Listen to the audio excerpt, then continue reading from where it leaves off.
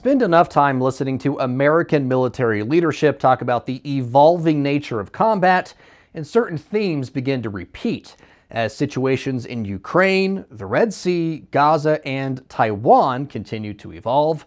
So too does the need for innovation, perhaps nowhere more so than on the open waters around the world. We cannot continue to do the same approach that we've had for the past 20 years, particularly in a VAO fight, against a more advanced threat, or a threat that actually has evolved to using very inexpensive capability. We got to be able to innovate and get capability into the hands of the warfighters much faster than we do today. That was General C.Q. Brown Jr., chairman of the Joint Chiefs of Staff, in May, speaking to members of the Special Forces community. And he's not alone in his thinking. When we talk about innovation, I think the first place that all of our minds go is to technology innovation. We all think about a new weapon system, more up, more boom, as I like to think about it. But there's another type of innovation that's often overlooked, and that is innovation in the business model. At Sea Air Space 2024, Michael Wiegand, the Chief Growth Officer for Shift 5, a DoD-contracted data security firm, told audience members innovation can come from non-traditional sources. An advantage that new and emerging businesses have in industry is that they are not encumbered by decades of business process development, and this is always how we've done things.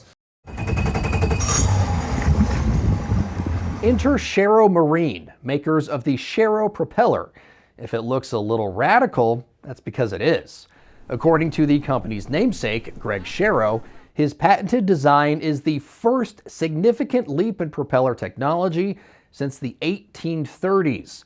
That's back when the nations of Texas and Mexico were fighting for the Alamo. It is the propulsion revolution, and we're transforming the boating experience for people. But Sharrow did not set out to start a revolution.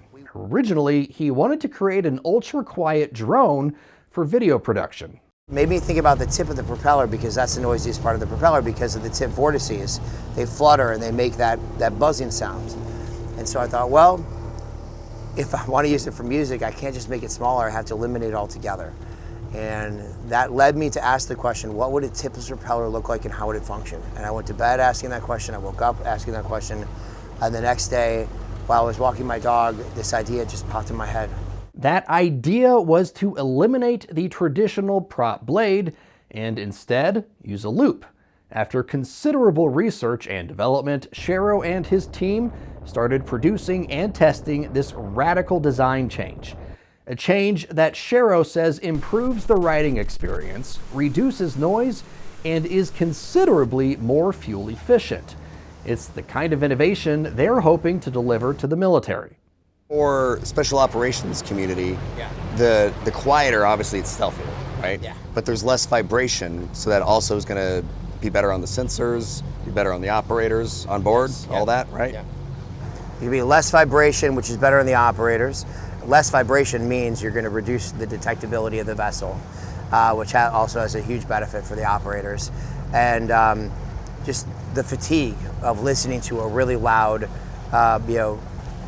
say motor, it's not the motor, propeller, for an extended amount of time, can really wear on you over time. Yeah. And so by reducing that, there's just a tremendous lifestyle benefit to all operators. It's a technological leap you can see in testing conducted at the University of Michigan. The Sharrow prop churns through more water and reduces or eliminates tip vortices. It all works together to create a difference you can literally hear on the open water.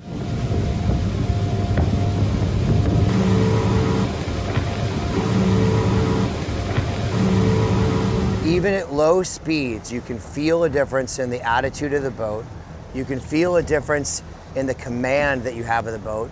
You can feel that the boat is moving forward with more confidence, and it's a quieter and smoother, more enjoyable ride. After a couple of tours on identical boats, one with a traditional prop and one with the Sharrow prop, it would seem to be the kind of innovation American military leadership says they're looking for.